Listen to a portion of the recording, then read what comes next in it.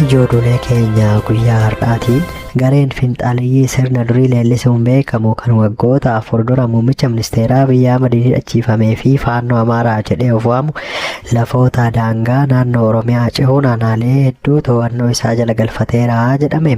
Dhimma kanarratti mootummaan naannoo Oromiyaa maaliif callisee ilaalaa kan jedhu bal'inaan dhageessu. Oduu keenya itti aanuun mootummaan naannoo Oromiyaa bulchaa jiru bara 2019 caasaa bulchiinsa isaa jijjiiruuf bajeta birrii seenaa naannichaa keessatti seektara kamiifuu ramadamee hin beekne birrii biiliyoona 704 ol ramadeefii jedhame. Dhimma kanas bal'inaan dhageessu. Oduu keenya itti aanuun biyyi Suudaan kibbaa erga bara 2003 Suudaan kaabaa irraa cituun of dandeessee bilisummaa ishee labsattee booda yeroo jalqabaaf muddee 22,2026 filannoo waliigalaa marsaa jalqabaa karaa nagaa fi amanamaa ta'een geggeessuuf haalduree hunda xumurtee jedhameem gabaasa guutuu dhageessu. Oduu keenya xumuraa fi biyya alaatiin waggoota 37 Iraan bulchee haleellaa Ameerikaa fi Israa'eliin kan ajjeefame Ayatollah Ali Khamenei sirni awwaalcha isaanii bororraa jalqabee guyyoota 7 dhufaniif Teeraanitti geggeeffamaa jedhameen bal'inaan dhageessu. Alaaman isaanii nagaa daawwattoota biiftuu miidiyaa oduu guyyaarraa qabannee dhufnee faana turan affeerraa keenya. Oduu keenya jalqabaatiin gareen finxaaliyyii sirna durii leellisuun beekamu kan waggoota 4 dura muummicha ministeeraa Itoophiyaa Abiyyi Ahmediin hidhachiifamee fi faannoo Amaaraa jedhee of waamu lafoota daangaa Oromiyaa cehuun aanaalee hedduu to'annoo isaa jala galfateera jedhame. Yeroo ammaa kanatti dhimmi nageenyaa daangaa Oromiyaa fi haalli jireenya uummata keenyaa yaaddoo fi dhiphina hamaa keessa jira jedhame.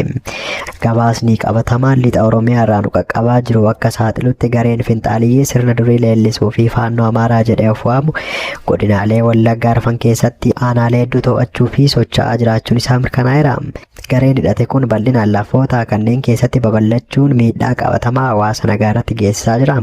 Humni finxaalessaa kun dhalattoota Oromoo naannoo sanaatti argamanii fi uummata daangaa irra jiru irratti xiyyeeffachuun doorsisaa maarraan ga'aa jira jedhame. Kanaan wal qabatee qabeenya hawaasaa saamuu, doorsisuu fi lubbuu namoota nagaa balleessuun miidhaa walirraa hin cinne qaqqabsiisaa akka jiru maddeetiin oduu naannichaa mirkaneessaniiru. Uummatni naannoo sanii baqattummaa fi yaaddoo lubbuutiin gidiraa jabaa keessa galee jira jedhame. Dhimmi caalatti icciitii jabaa saaxiluu fi xiinxala ogeeyyii biratti xiyyeeffannoo argate ammoo gareen kun waraana lafa irratti geggeessu qofaan osoo hin taane waraana miidiyaas bal'inaan banachuu isaati. Humni kun marsaalee hawaasummaa keessattuu feesbuukii irratti dhimma bahuun fuula miidiyaa Beezaamoo miidiyaa jedhamu saaquun miidiyaan kun barruulee guutummaatti saba Oromoo naannichaa sodaa keessa galchuu fi doorsisa irratti xiyyeeffateen garmalee akka doorsisaa jiru beekameera. Sirni ce'umsaa fi cunqursaa durii ammas deebi'ee akka uummata irratti fe'amuuf lallabaa jiru. Dabalataanis olaantummaa Amaaraa saba Oromoo irratti leellisuuf duula miira hammaataa uumu geggeessaa jiru. Ogeeyyiin siyaasaa fi nageenyaa akka xiinxalanitti maqaa Beezaamoo jedhu kan caasaa seenaa durii kofoo seenaa keessaa baasanii dhimma kanaan wal qabsiisuun lafa Oromiyaa lixaa daangessuuf ija mormiitiin ilaaluu fi fedhii daangaa babal'ifannaa agarsiisuuf kaayyeeffatamee kan badhamedha jedhame. Waraanni lafa irratti hawaasa nagaa miidhuu fi piroopagaandaa miidiyaa hawaasummaa irratti deddeebi'ee lallabamu kun walitti bu'iinsa sabaa jabeessuu fi tokkummaa hawaasaa laaffisuuf karoora dheeraa qabame ta'uu isaa beekaa jedhame. Oduu keenya itti aanuun mootummaan naannoo Oromiyaa bulchaa jiru bara 2019 irraa jalqabee caasaa isaa jijjiiruuf bajeta birrii seenaa naannichaa keessatti seektara kamiifuu ramadamee hin beekne birrii biiliyoona 700 oltu ramadamee fi jedhame. Akka maddeen keessoo mootummichaa dubbatanitti karoorri icciitii fi xiyyeeffannoo guddaa uume kun caasaa bulchiinsa naannoo Oromiyaa bu'uura irraa jijjiiruuf kan qophaa'e yeroo dhiyoo kana maddeen keessoo mootummaa fi karaa Jawaar Mahaammadiin saaxilamuun isaanii yaadatama. Karoora caasaa bulchiinsaa kana lafa qabsiisuuf bifa kanaan dura seenaa naannichaa keessatti dhagahamee hin beekneen bajanni hamma dhibbantaa diinagdee biyyattii sochoosuu danda'u ramadamee fi jira jedhame. Gabaasni dhiyaate akka saaxilutti caasaa bulchiinsa naannoo Oromiyaa guutummaatti jijjiiruuf bajanni birrii biiliyoona 700 ol ta'u ramadamuun isaa yaaddoo fi dhiphina guddaa uumee jira. Bajanni birrii biiliyoona 700 ol ta'u kun pirojektoota misoomaa warshaalee yookaan pirojektoota bu'uuraalee misoomaa hawaasni itti fayyadamuuf osoo hin taane caasaa bulchiinsa naannichaa guutummaatti diiganii haaraa ijaaruuf qofa kan mijeeffamedha jedhame. Karoorri bajataa guddaa kanaan hoogganamu kun seenaa ijaarsa naannoo Oromiyaa gargar facaasuuf, tokkummaa ishee diiguu fi baay'ina uummataa fi bal'ina lafa isheetiin humna isheen qabdu qorqanii laamsheessuuf kan qophaa'e ta'uun isaa dhimma mormii guddaa uumedha jedhame. Ogeeyyiin diinagdee fi siyaasaa akka jedhanitti diinagdeen amma naga'u ramadamuun isaa tarkaanfiin kun haala salphaan kan laalamu osoo hin taane karoora caasaa federaalizimii ammaa diiguuf haalduree diinagdee fi bulchiinsaa gurguddaa mijeessuuf kan qophaa'edha jedhame. Bajata kanaan caasaa ammaa dhabamsiisuun uummata Oromoo hirmaannaa fi murtii isaa malee gargar qooduuf qophiin dhumaa xumuramaa jiraachuun isaas gabaafameera. Oduu keenya itti aanuun erga biyya ta'uun bilisummaa labsattee Suudaan Kibbaa yeroo jalqabaaf filannoo waliigalaa geggeessuuf haalduree xumuruu beeksiste.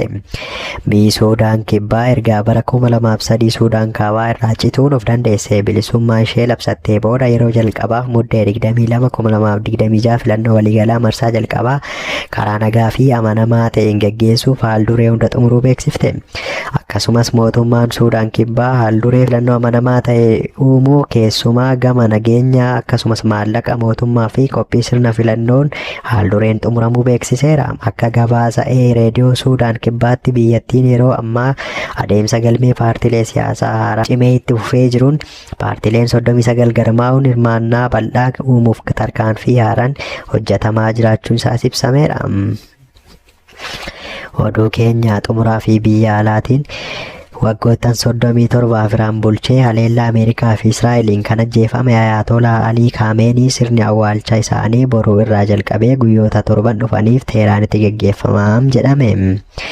Geggeessaan waliigalaa duraanii Iraan Ayatollah Ali Khamenei haleellaa US fi Israa'el Teeraan irratti geggeessaniin gurraandhala 28 2026 ajjeefamuun ni yaadatama. Ayatollah Ali Khamenei geggeessaa hafuuraa yookaan amantaa Iraan yoo ta'an biyyattii keessatti aangoo hundaa ol ta'e qabu ture. Biyyattii keessatti dhimmoota mootummaa ilaallatan hundarratti murtee dhumaa namni kennu Ayatollah Ali Khameneidha. Dursaan amantaa waggoota 37 Iraan bulche kun abbaa fi hundeessaa Riippaabilika Iraan Ayatollah Ruhollah Khomeini du'uun hordofee bara 1989 kan gara hoogganaa olaanaa ta'an. Yeroo sanarraa kaasee siyaasa Iraanii fi humnoota hidhatan irratti olaantummaa qabaachuun sirna bulchiinsaa fi aangoo biyyattii kamiyyuu ol ta'anii jiraataa turaniiru. Kun garuu amma dhumateera. Ayatollah Khamenei waldhabdee Ameerikaa waliin deemaa jiru dabalatee dhimmoota alaa irrattis yeroo hedduu ejjennoo cimaa fudhachaa tureera. Bara 1939 magaalaa kaaba Mashhad keessatti kan dhalate ilmi hayyuu amantii kan ta'e Ali Khamenei gara magaalaa qulqulluu Shaam Qoom osoo hin deemin dura magaalaa dhaloota isaa Seemnaarii keessatti barate.